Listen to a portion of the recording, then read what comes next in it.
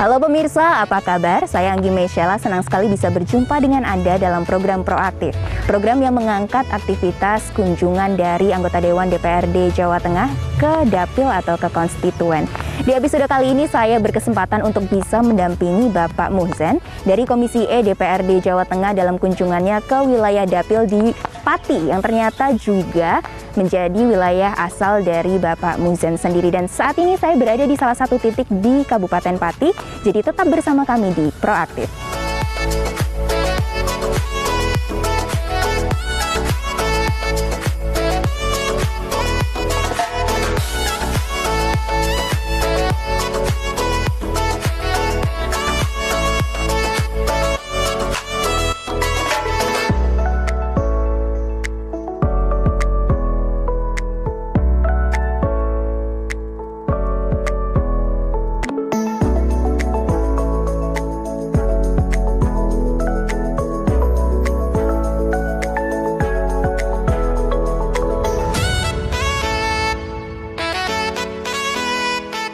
Gimana Pak Lurah ini?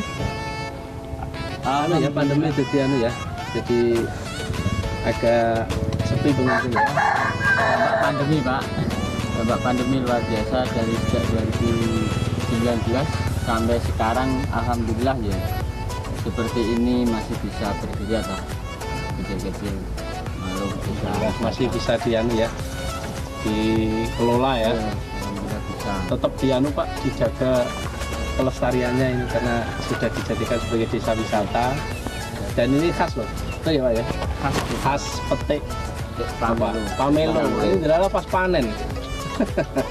Ini udah sudah tua ya Pak Lurah ya? Sudah siap panen. Ini di Pati cuma ada di sini yang tersentral ya, ada di beberapa daerah sih ada. Jadi keluarnya tadi soal itu ya, soal pengembangan lahannya. Tapi masyarakat di desa sini kan sudah di woro-woro kan nandur jeruk pamelo gitu ya. Sudah siap seluruh warga Bageng. Minimal nanam 10 atau berapa itu kan jadi ini kayak semua tempat itu jadi area jeruk pamelo ya.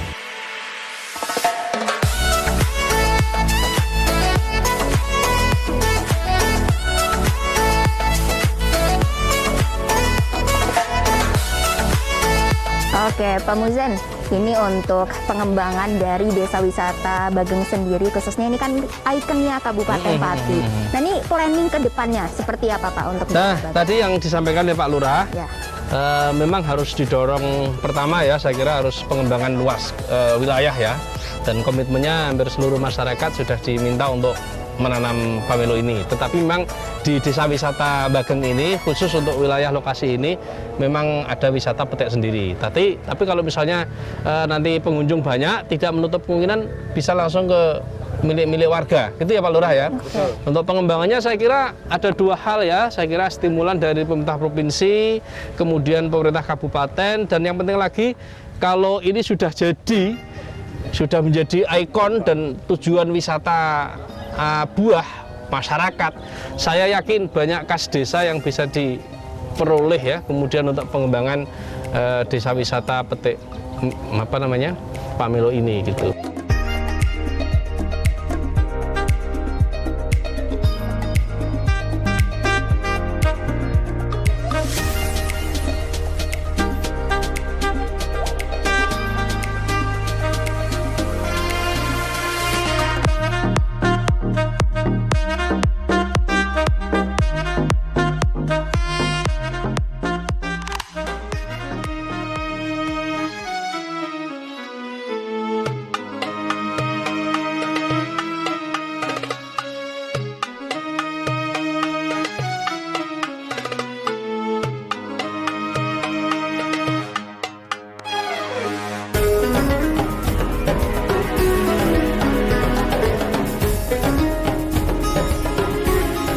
Terus Pak Zen untuk melihat sekolah sekarang dengan sistem Pak Zen kan fokus di pendidikan keagamaan terutama.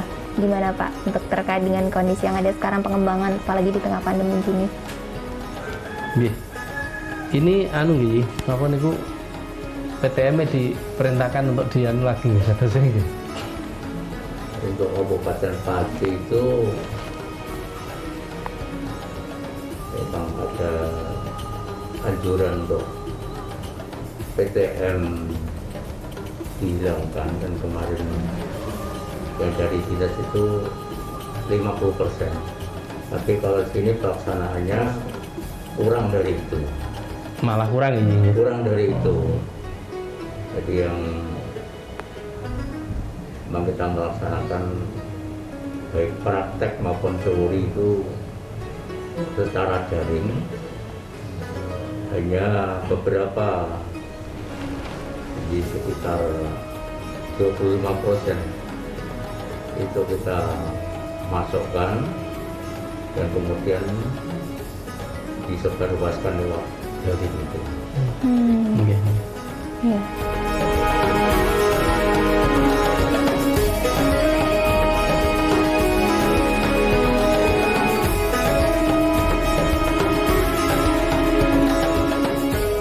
Tetap semangat ya adik-adik ya, belajar ya. Insya Allah belajar itu bukan hanya soal ilmu saja yang diterima, tapi saya merasakan ada keberkahan sekolah di sini. Jadi ya, insya Allah lulusan Madrasah Aliyah Nahdlatul Ulama ilmunya bermanfaat, ilmunya berkah, dari doa kiai-kiai, doa guru-guru semua yang luar biasa.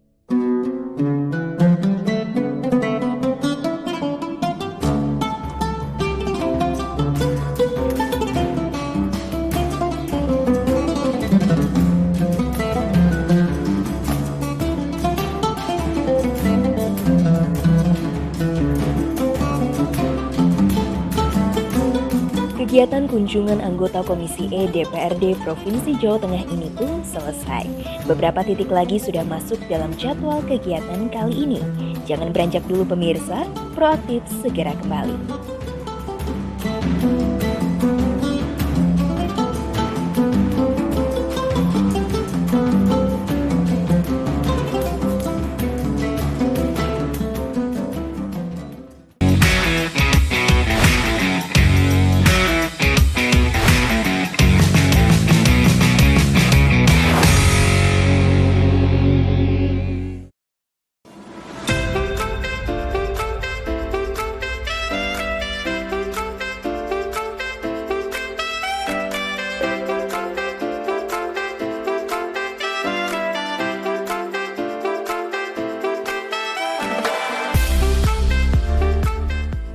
Melanjutkan kunjungan kali ini, tim menuju salah satu cikal bakal batik Bakaran Pati.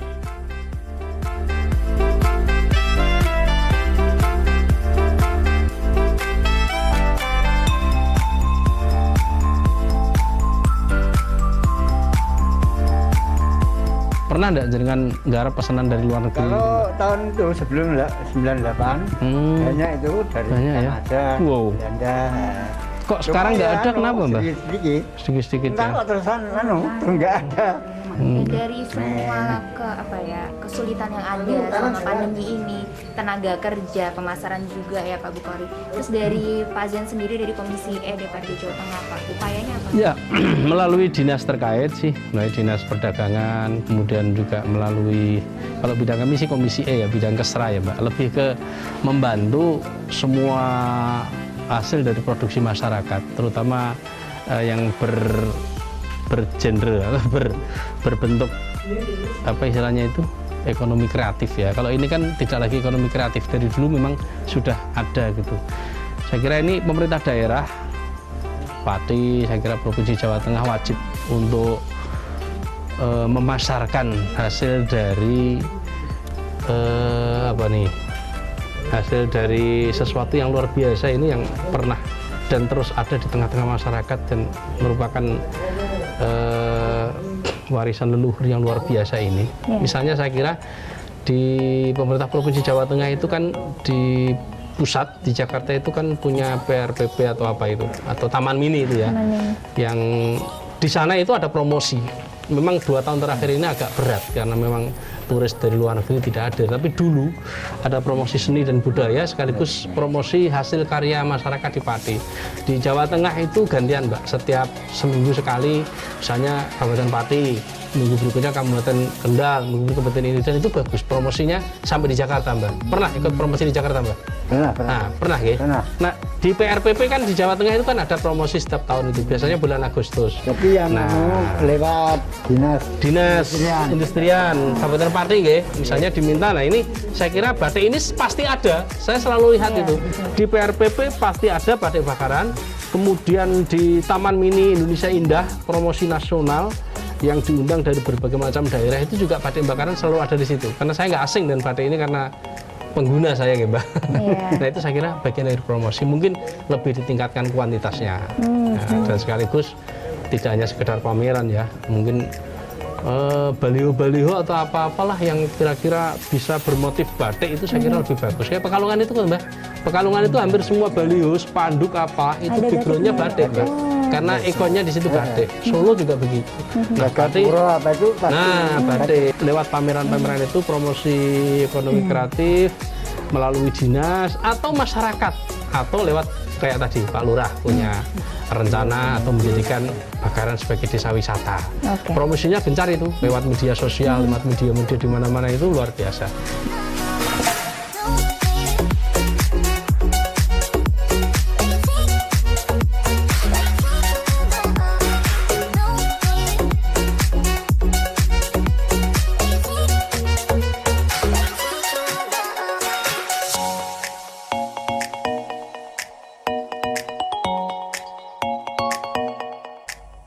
Masih di sekitar daerah Bakaran Wetan, tepatnya di areal kantor Kelurahan Bakaran Wetan, ada terdapat sebuah petilasan dan sumur tua. Keduanya memiliki sejarah tentang cikal bakal batik bakaran dan tentang keberagaman masyarakat sekitar.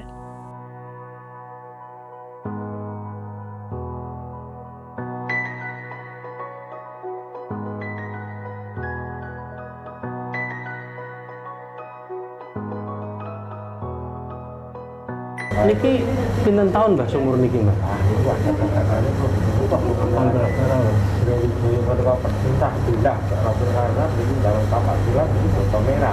Botol merah di lepo-lepo wonten iku. Dan sing sumur niku maknya mboten damel saking Allah golek disandani.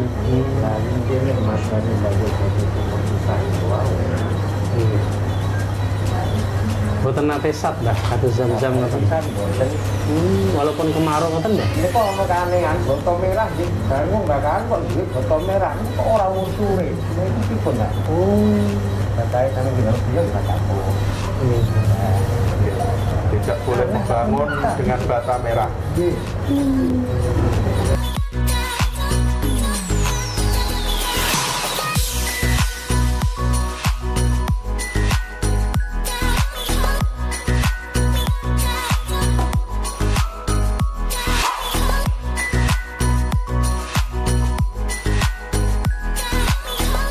Jualan kehabisan nasi. Maksudnya apa itu loh? Di sini ada mitos Jadi seperti orang itu. Bakaran Wetan itu tidak boleh jualan nasi karena konon ceritanya dulu itu leluhur kita ketika cari nasi waktu itu musim kemarau itu susah gitu, susah nasi. Terus mereka kalau orang dulu itu karena tirakatnya kuat kan setiap sabdanya itu terwujud gitu kan. Nah, pernah bilang seperti ini.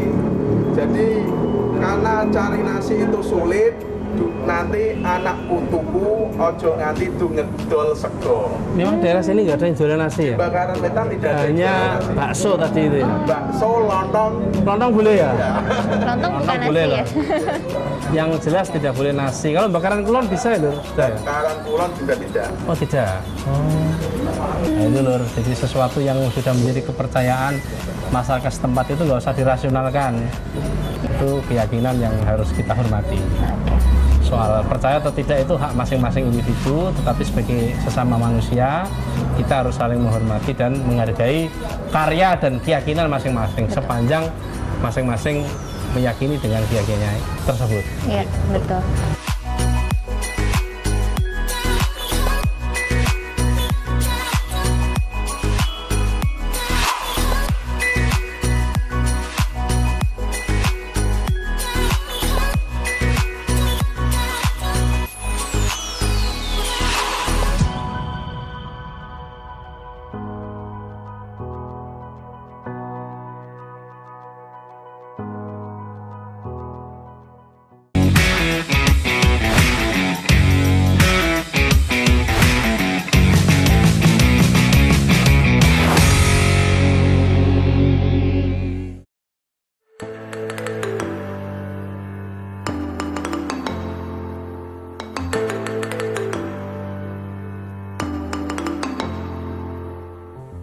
Titik terakhir kunjungan anggota Komisi E DPRD Jawa Tengah di dapilnya ini adalah meninjau pembangunan jalan dan selokan serta memberikan santunan pada lansia di daerah asalnya.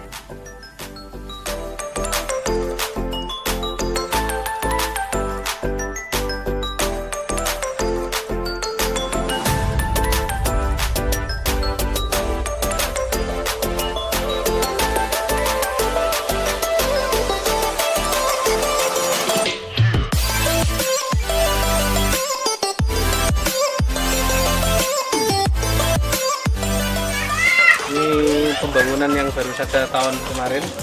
Tahun ini rencana nanti ditingkatkan supaya banjirnya tidak terlalu dalam. Jadi di sini tuh banjirnya sampai segini. Berarti kalau setiap tahun akan ada potensi banjir secara terus-menerus, upayanya gimana Pak? Kan nggak mungkin banjir Nah, terus. wilayah sini itu wilayah cekungan. Jadi sejarahnya dulu katanya Pati, kemudian Rembang, Blora, Pati, Demak, Kudus itu dulu tidak ada kabupaten. Ceritanya dulu katanya itu Selat Muria. Jadi setelah Muria itu ada selat itu ya, ada sungai kecil gitu, apa namanya, kayak laut tapi laut dangkal gitu. Itu Pati, Demak, Kudus itu Selat Muria. Nah, lambat laun tahun 1700 itu ceritanya karena Gunung Merapi meletus, lalu tidak ada selat, jadilah dataran. Nah, dataran ini ternyata tidak sampai posisinya berada di atas permukaan laut, itu tidak terlalu tinggi gitu. Masih banyak yang dulu selat itu kan biasanya ada sungai-sungai besar ya. Sungai Juwana ini sungai yang mengalir dari Grobogan, Kudus, kemudian Pati ini kalau hujan dengan tonasi tinggi itu ya bantaran Kali Juwana ini banjir pasti.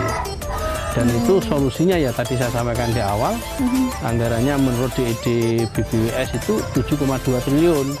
Tapi sejauh ini hanya sekitar 100-200 miliar yang dikucurkan. Padahal kalau anggaran itu sesungguhnya digunakan, wah luar biasa.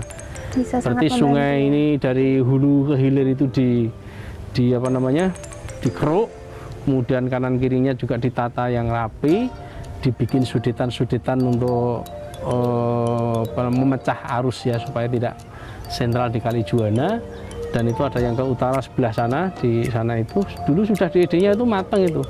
Kalau pemerintah ada kemauan untuk membantu masyarakat di wilayah Pati Utara dan Kudus ini agar tidak ada banjir, ya mestinya berapapun anggaran ya harus dipenuhi, karena efek daripada banjir itu luar biasa.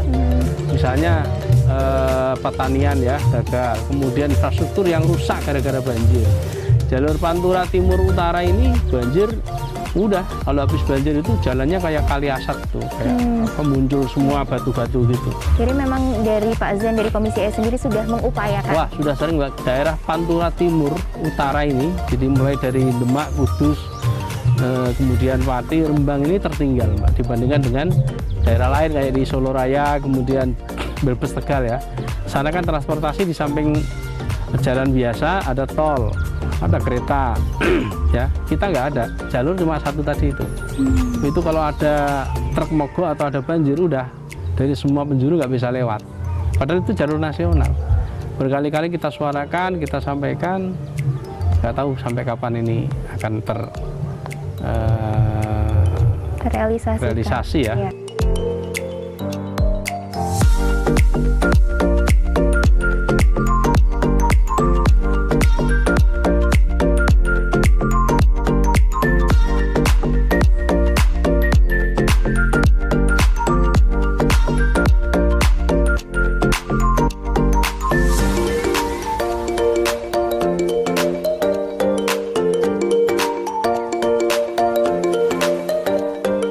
Sekarang kita sudah ada di lokasi lomba masak tapi bahan dasarnya tempe. Iya. Pak Zen, ini saya mau tanya sebenarnya ini lomba, itu pesertanya ini siapa aja, terus kenapa di sini Pak?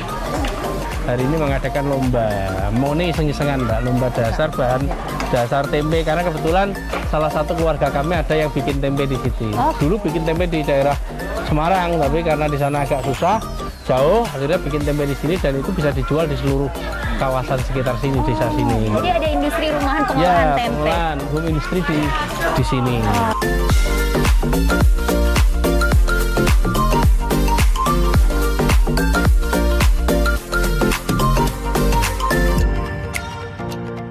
Nah pemirsa, saat ini saya mendapatkan kehormatan untuk bisa menjadi salah satu juri di acara ini. Jadi kita akan mulai untuk cicip-cicip masakan yang sudah dimasak oleh warga setempat di sini. Oke.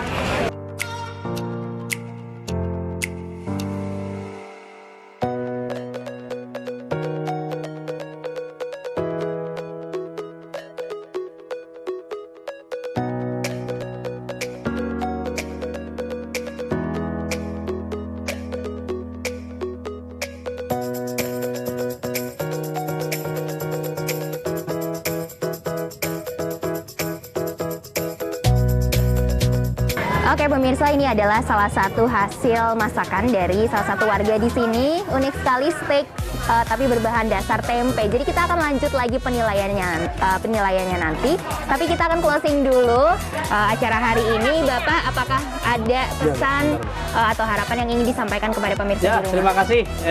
Sore hari ini telah berkumpul ribuan orang ya sedang mengikuti acara masak dengan dasar tempe. Oke. Ini proses penilaian, Dewan Juri semakin bingung, semakin gilo karena hasil masakannya ternyata bagus-bagus dan berkualitas. Himbauannya kepada masyarakat jangan minder ya dengan masakan dengan olahan tempe sekalipun. Kalau tempe itu diolah dengan menu yang mewah, dikombinasi dengan sayur dan daging-dagingan dan sebagainya, pasti akan menghasilkan produk masakan atau olahan masakan tempe yang luar biasa. Semakin berinovasi di dalam memasak dengan bahan dasar tempe, bisa juga dibikin kayak begini, stick tempe. Nah, luar biasa ini. Iya. Kreativitas dari masyarakat. Hidup tempe. Hidup tempe, oke. Terima kasih untuk pemirsa yang sudah mengikuti kami sampai akhir. Kita sudah berkunjung bersama dengan Bapak Zen ke wilayah Dapil di Kabupaten Pati. Kita sudah banyak sekali berkeliling dan melihat bagaimana Pak Zen mengabdikan, menjalankan kewajibannya sebagai anggota Dewan. Pemirsa, terima kasih sudah bersama dengan kami. Kita akan jumpa lagi di episode proaktif berikutnya. Tetap patuhi protokol kesehatan. Saya Anggi Mesyala undur diri. Sampai jumpa. Thank you.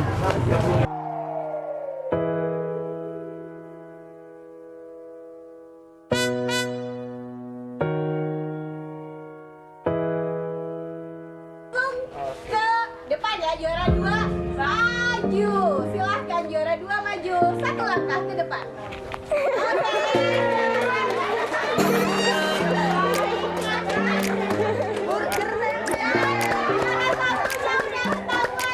Juara satunya yang mana ini?